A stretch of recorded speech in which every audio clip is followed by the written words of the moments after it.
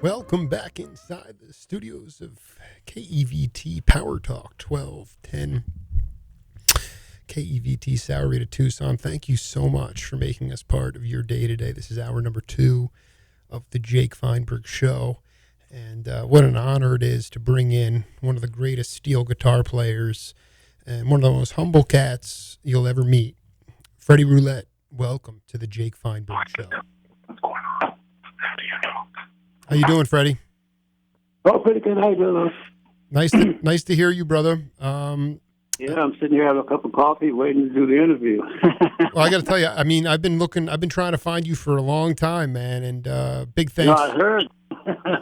Big thanks to Mike Somavilla for connecting me with Mr. Borbridge and Tony, and so it's really an honor to talk to you. You know, Freddie, I wanted to ask you about the first time. Did you get a chance to go down to Market Street in Chicago and see a lot of the blind dobro players play when you were younger? Not so much the blind dobro players, but it's just the regular old blues cats from the South, not down on Maxwell Street. And it's near Old Town, so it's pretty much like a conglomeration of the Old Town sound and the blues, Southern blues sound. Not too much country western, but I do play a little bit of everything, you know. I know that. I wanted to ask you about, you know, when you used to go down there as a kid, what stood out to you about these guys? I mean, a lot of them, they didn't have teeth. It wasn't about, style. It wasn't about how you looked. Ultimately, they were singing about their own existence, how hard their lives were coming up from the South. I just wanted to know. I wanted to know what rubbed off on you at that time that made you want to be an individualistic player. Well, like what was happening to the country blues, like the Delta blues players came down from the South in the Chicago area and all ports north and south of there, and what we did is just to try to blend things together. You know, it was a natural happening anyway.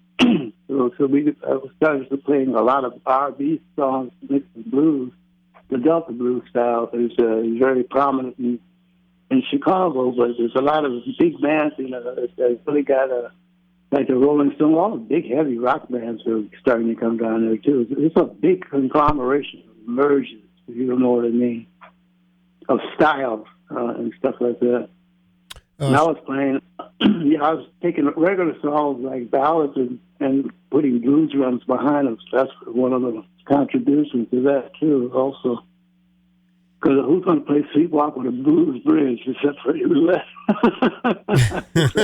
That's a good example. I revised stuff to where I helped blend the blues with the northern genre. And that's how that started. And it started naturally. Everybody, you get a bunch of musicians together from all walks of styles of playing, and you get a new sound. You know, all this happens naturally. Mm-hmm. How did you acquire your first steel guitar? My first steel guitar was when I was in grade school. I was in 8th grade. How did you tune it? I mean, how did you work with it? How long did it take you to get it in tune? And no, go ahead. Go ahead. Finish the question. I'm jumping ahead of you. Yeah, no, I mean, a lot of cats. Yeah, a lot of cats that I talk to, you know, they get their own guitar, and it takes them a year, you know, before they can really get it in tune. And then the idea is, you know, how do you fit it into a live musical context? So I guess it's a three-part question. Are you speaking primarily of the steel guitar or the regular guitar? Yeah, no, well, in your case, what's great is that I'm talking about the steel guitar specifically. Okay. Yeah. So when did you get it? And then how did you get used to its sound? How did you tune it? And then ultimately, what was the first live musical experience that you were able to put it into? Oh, all kinds. I played a lot of gigs with Earl Hooker at that time. And then just speaking about Maxwell Street, actually, when I was Earl Hooker, we used to buy cheap clothes down there. I love it. Yeah, I love loved it. it. I love it. Oh man. Yeah. And as far as how tuning, the tuning is mine. No other steel guitar player uses that tuning except me, as far as I know. I love it. It's for it's a A7 open tuning. So actually, I started with most people have their with the slack key and all that, but they can't get it out of the slack key mode in order to play straight bar chords. But I eliminated that by making an A7 with a double A on the bottom, so I could have extra bass on a bottom line. It's really conspired to get that tuning right. I did a lot of stuff with Big Moose Walker, Earl Hooker. I mean, you name it. Right on down. Luther Allison, Luther Tucker. I mean, this goes forever. Charlie Musselwhite. I mean, all that, the blend, like I said before, all that blend was coming in, and they're getting new sounds, and it drew all the great big rock musicians like that too. If you notice that they come like Grateful Dead and all people came to hear us play that new sound that was coming out. And they contributed by blending a little bit of rock and roll into this. So it's a big, mostly blend of music that has no original one main phase of mixing in. But that's what it was all about. And then from there they just got. Everybody that used those blues chords were starting to come out from rock music, and rock music was playing a lot of blues songs, and that's how that started. So we got the rock era mixed in with the blues era of the South and the blues in the North, and then the regular music. I call it stock music, but it's really a little bit of everything. It's a mix of everything that was happening there. And I was just part of it, That's about it. There's a lot of blues players. Even Stevie Ray Vaughan got get all those licks from Albert King and all that. Stuff like that mixes around and goes both ways. Hey, Freddie, why do you think that everybody was so hung up on wanting to have an individualistic sound at that time? How come it was more towards individualism as opposed to comping somebody? Why was it so predicated on having your own sound? Well, that's how you develop your own licks. And your own style could be similar to what even Steve Ray Vaughan has his own style playing from Albert King. If you listen, but I like who was that played the Shuffle King? What's his name? Anyway, who plays the shuffle? Was it Steve Miller? No. Who played the shuffle? What? What are you talking about? Yeah, I'm trying to think of the guy's name. What are you talking about? Playing what? I'm trying to think of who instruments he playing. Oh, well, I thought you told me. I thought it was what was his name? Buddy Guy and those kind of guys. Yeah, Buddy Guy. Also. Buddy Guy and it was Freddie King. Not Luther Tucker. Albert Collins. Albert Collins. Okay, right on. That's a definite song. That's a definite signature lick. If you're wondering who I am, I'm Michael Borbridge. How you doing, man? Pretty good. I'll tell you about the show when you're ready this coming Sunday. Sure. Sorry to tell about the show because he's a deputy producer. So we're gonna have. Do you want me to tell you who's going to be there next Sunday? I'm just looking to talk to Freddie for a minute, so if that would be great, and we'll get back. We got another half hour here. So, Mr. Roulette, can you tell me when the first time you met Harvey Mandel?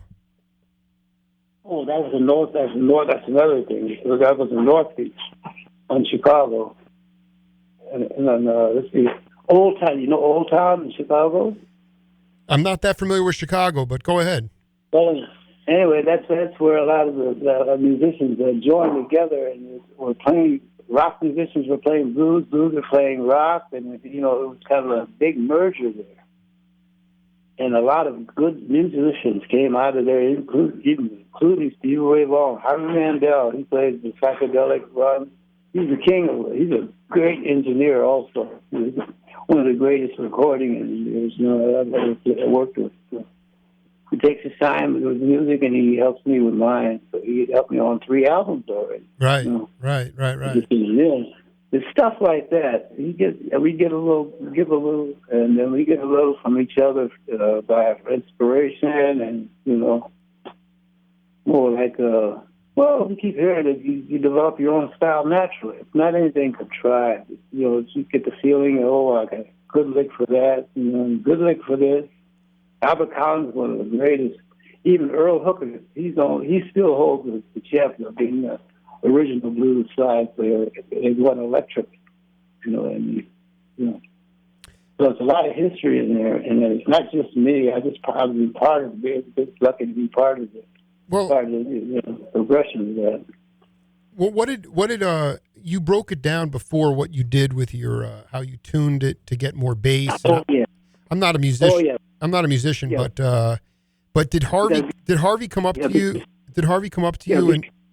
Yeah, you got to be careful with your phone. You're breaking up because we're all these cell phones. It's all right.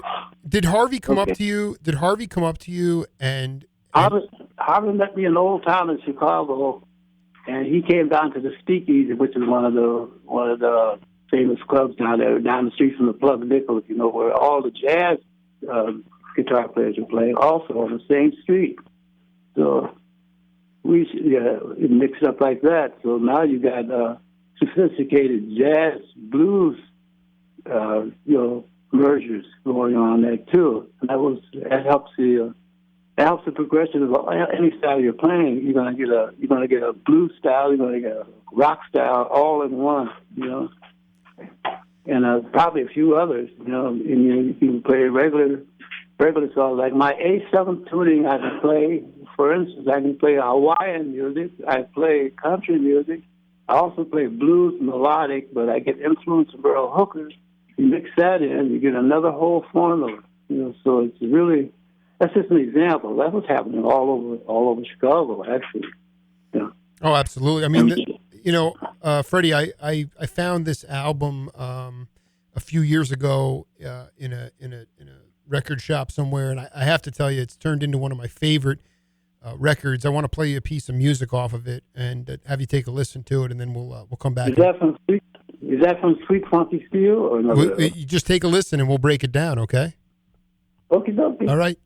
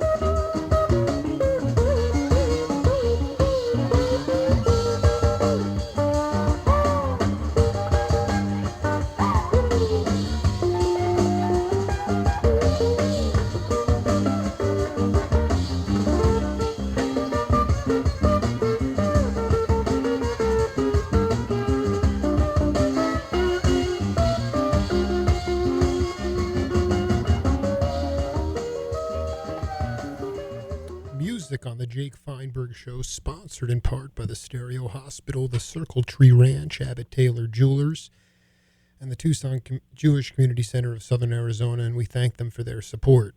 All right, Mr. Roulette, what do you got for us, brother? Okay, that song you just heard was Don Sugarcane Harris from Don and Dewey duo, remember those? And that's a good example of he's playing classical violin on top of blues drums. That's a perfect example of what I was talking about earlier. Well, I got to tell you, the name of that tune is called Cause and Effect. Cause and Effect. Cause and Effect. Freddie Roulette, on fire.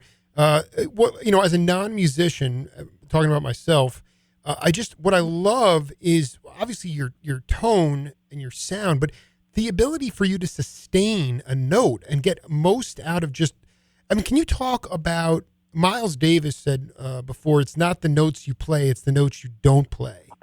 Can you talk? That's right. Can you talk a little bit about? I don't know. Yeah, talk about what that means to you, because to me it's like that epitomizes Freddie Roulette, because you can pick with the best of them, but sometimes that sustaining and that silence is the music too. And I wanted you to just talk about that, the silence within the music and how that's actually music as well.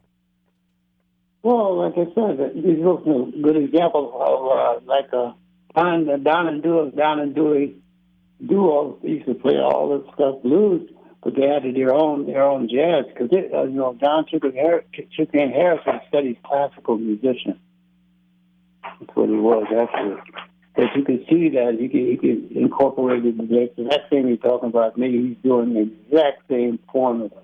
It involves most of the musicians who get down there, they don't lose their learnability, and they're not stuck in one genre. It enables them to play more than just their classical stuff. They can add it.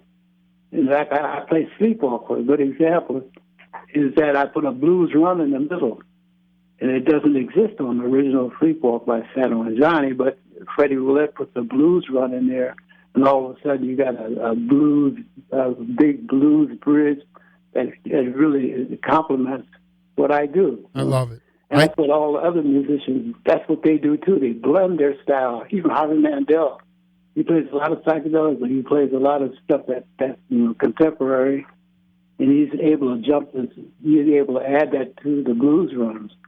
And that makes it really, really, that's what I'm talking about the mergers. You are the merge. Freddie, you are the merge king, man. To me, it's like this album has so many classic titles, like Smoked Fish, and I'm just like, I'm looking at him like, Freddie. The communal part of music cannot be understated. Can you tell me a good Don Sugarcane Harris story? He might have been classically trained, but you want to talk about a guy who was just the most improvisational character. And a wild character. When you talk about Paul Lagos, Sugarcane, we're talking about some crazy. Well, I interviewed Randy Resnick, and I'm upset. These pockets of communal players that came together is at the essence of what the Jake Feinberg Show was about. And Freddie, I want you to talk to me as best you can about your concept of love, because as far as I'm concerned, what's happening now over the next couple of months is about love, and I also believe that it has been a profound part of your musical career. Can you please talk about your concept of love and how you bring love to people?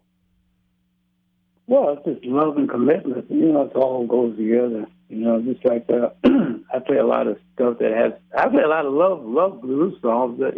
You'd be amazed how many lyrics on blues runs like that. So I'm trying to figure out how to explain your question. Love, it's just devotion, something like that. Devotion, and I think you're about a little bit, addicted to it also, but that's a good thing. Well, like for instance, the idea that the love, I don't believe that. The first album you had as a leader was on Janus Records. That was a love. That's a love album. That to me epitomizes. Can you talk about, did Harvey come to you and say, listen, because I know you had worked with him on Janus, but then how did that record actually come together? Oh, we just made time for it, because I think a lot of us weren't actually playing together that much, but we got together and we got this Don and Dewey together and managed to get all the right people together to get this particular sound out of this album.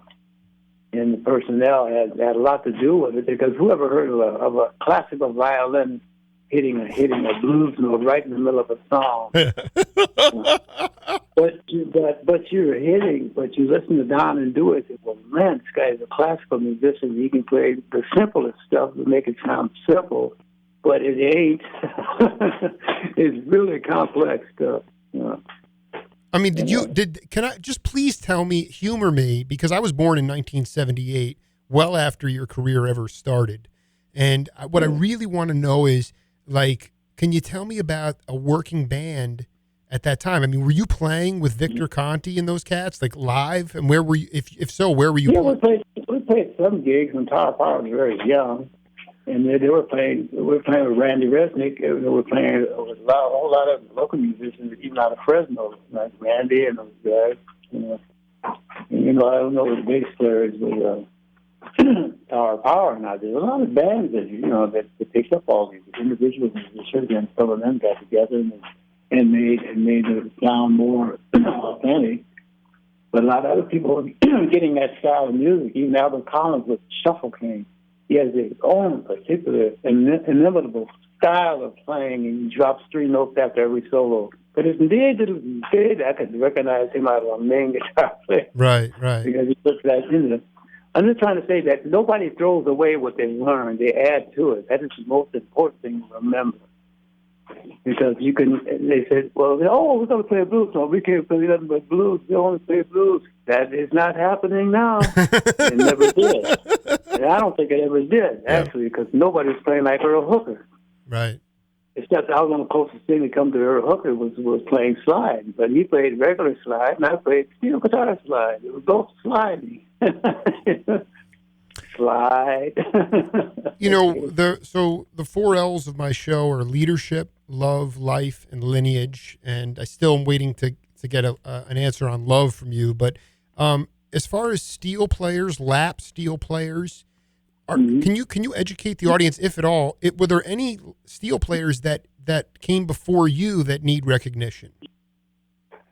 Steel guitar players, few of them out there. I can't think of them.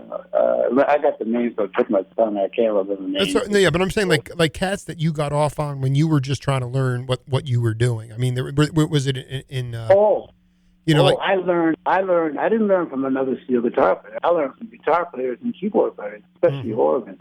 Can you talk about Can you talk about the organ players you learned from? Oh yeah. I played a lot.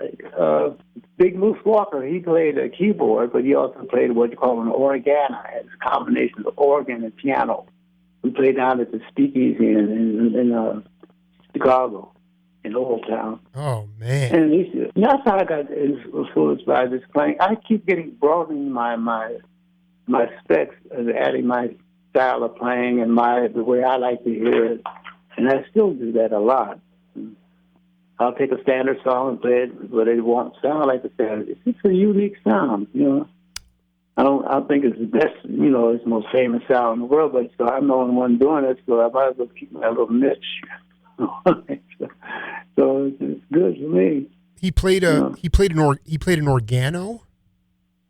An organa is a very old technique of putting a keyboard rack in front of your keyboards with the little prong sticking on the keyboard, and every time you push the note down on the piano, it would release the switch on the organa. Oh. So that's a very early, deal about having an organ, a keyboard player. That was before Casio and all the famous, keyboards.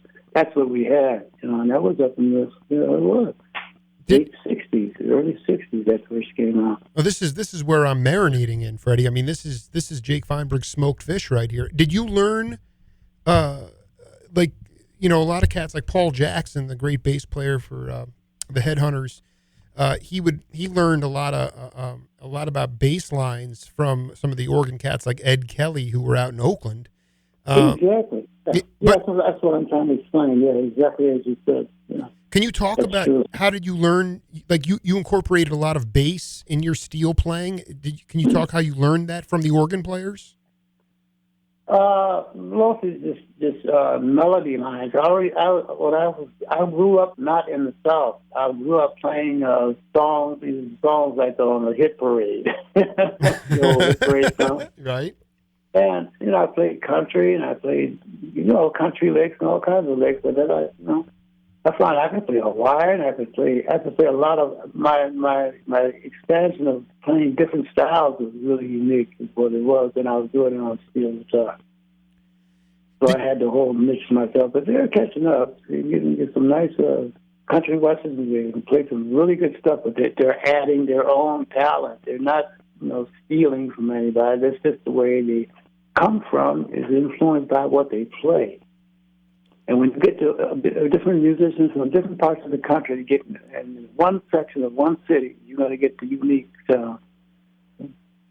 I hope I'm not being too gridly over this phone, because I'm using a cell phone. I'm not sure you're getting all my voice. No, I'm hearing you perfectly fine. I'm hearing you perfectly fine. So don't worry. That's great. This phone is cracking up, but that's all right. If it's not cracking up on your end, I'm not worried.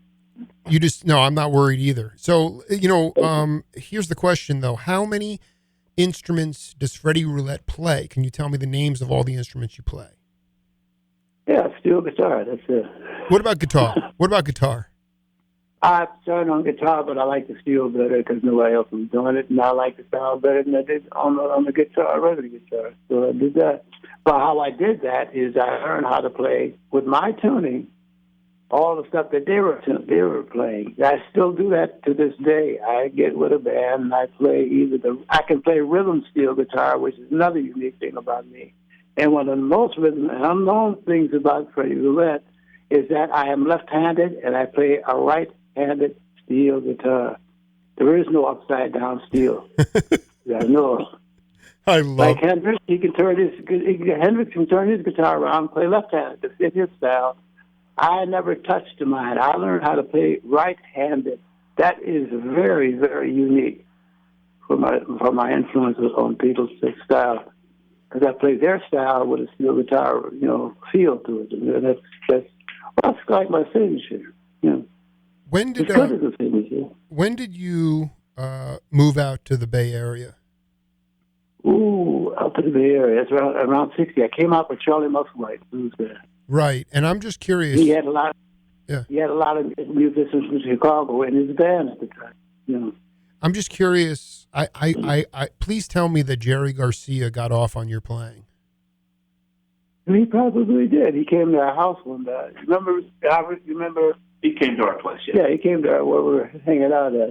We were living in Berkeley at the time. We were living in Berkeley at the time. And I'd love to know because Jerry always wanted to learn and he always wanted to expand sound. And I know I heard.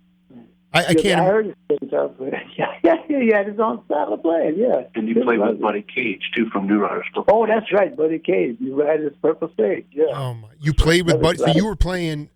This is class. Now you play steel guitar, but not pedal steel, right?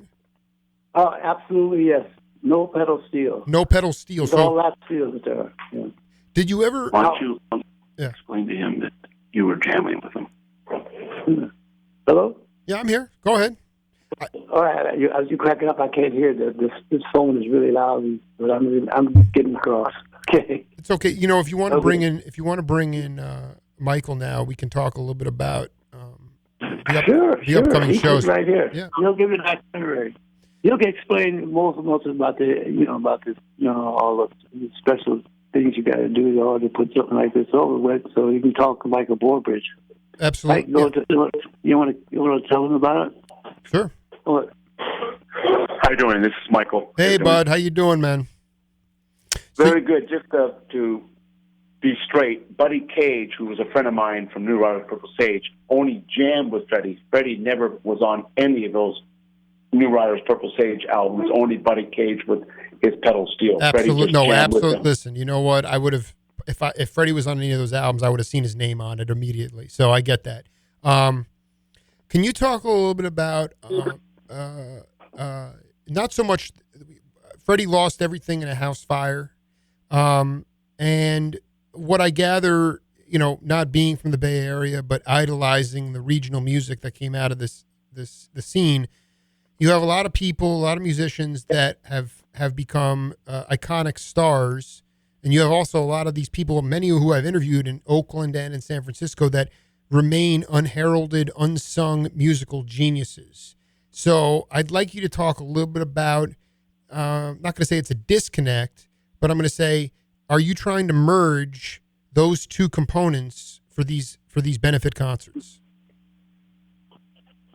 Not really. They're just a bunch of good friends of mine that I'm promoting to come to this show, and that show is November 15th at the Art House Gallery and Culture Center. There's a lot of friends of mine who are friends of Freddie coming to support Freddie at this benefit. Lester Chambers will be there, Nick Gravenitis, Will Scarlett, Harvey Mandel, Rich Kirch, and the names just keep going. Snooky Flowers. We have Peter Album, myself on drums, Roy Bloomfield on drums. We got all kinds of people coming to this show to support Freddie. In fact, we have 4 to 5 sets because it's an all-day event. It's between 1 and 8 o'clock at night. So people could just roll in when they want to hear great music, blues mostly. Is it like a donation only kind of thing? How does it work? Yes, it's heralded like $15 to $50 donation. People don't have any money. 15 is the basic, just that helps, support Freddie in this dire need. Can you talk a little bit about when you started to play with Freddie, how you guys linked up, and then ultimately, what's so enjoyable to play with him? Why it's so enjoyable to play with him? Sure. I met Freddie when I was 18 and a half, and I was playing. My first gig with him was Gino Skaggs. We played all the local clubs. I love it. I love it. All the clubs in Berkeley, San Francisco. They had 22 nightclubs in Berkeley at one time. And I was doing all kinds of different projects with Freddie, and through Freddie, I met lots of great blues people, and we had been in many projects together. We started Nightfire together with Harvey Mandel. Michael Warren was on bass. We had Eugene Huggins on harmonica. We had some really incredible people helping us out on that one. And then Harvey Mandel and I got more and more connected, and we started the Snake Crew, and Harvey and I produced that as well. I hired Freddie to be on a song with Rick Kellogg, who used to be in a local band called Grayson Street in Berkeley. We did a couple of Harvey Mandel albums with Freddie was on, and then the Lost Legends came in. The Lost Legends was everybody except Harvey Mandel, and that did quite well. We're doing every nightclub in the city and private parties, and then as time went, we all kind of moved on to different projects. Yeah, no, I mean, but playing with Freddie, yeah. No, do we know? Because do we know if Steve Kimmock's going to be there? Steve Kimmock will not be there at all at that show in November 15th. I only bring that up because I interviewed Steve maybe almost a year ago coming up, and one of the tunes we played was from the Psychedelic Electric Circus, and I know him and Freddie have Freddie seems to have a relationship with most everybody. I mean, when you talk, what is Freddie's musical significance and contribution to American music? Well, besides being one of the top blues lap steel guitarists, he's turned on so many people that they could get into anything to play blues. And we have Pete over here, who he's very close to Freddie and a very great musician. He'll tell you more about that as well. Pete, why don't you say hello? Hello. Hey, how's it going? Who we talk? Tell me your name, sir. Well, my name is Pete Skihan. Hey, Pete. And Freddie is staying here as a guest. with myself and my wife, Tony Silva. We're glad to have him here, and he really needs helping out. But I can speak for a lot of other guitar players out there that everybody wants to play with Freddy. Can you cite a specific example of somebody that just wasn't into it, and then he opened their skull? Well, every time Freddy plays, live, it's a mind expanding experience for everybody involved, and he's usually surrounded by a lot of fans, and there's just nothing that sounds like that at all. Absolutely not. It's really great. And from what I gather, because I'd like to corral a couple of cats in the next month or two to continue to shine a light on this. Most of my show over the last 5 years has been dedicated to the unsung musicians, and there's another benefit concert later on, either November or December. Is that right? Yes, there is, and Michael can tell you more about that one. There's going to be another benefit concert besides November 15th. There's one coming at the Great American Music Hall, and I have major acts, and I can't tell you all the acts. A lot of it is unannounced, but I can tell you Roy Rogers, good friend of Freddie, will be there. Wow. I got Barry Melton will be there, of course. Everybody I mentioned who is playing November 15th will be there, and there will be some other very, very special guests that they asked me not to announce until after December 5th. But that's going to be at Great American Music Hall, January 11th, and basically people want to get tickets for that. It's going to be an incredible show. That's going to be in 2016, though. December 11th or January 11th? That's right. January 11th, 2016. You are correct. And I do have a stage manager helping me named Steve Kaiser, and I'm producing and promoting the whole show with help of Tony and Pete. And thank God, Freddie is going to... Freddie's here in one seat. Yeah, that's right. We nearly lost him, but he's here. Hey, I want to just tell you deeply, as just a young cat from Tucson. When I saw the post on Facebook, I just wanted to reach out to Mr. Roulette because music is unquantifiable, and his impact on my evolution in listening and for my daughters, it is quite an honor, and I look forward to continuing to promote these shows. This one coming up November 15th. From the November 15th. Yeah, and let me give you an address. People might need an address. It's 2905 Shattuck Avenue in Berkeley.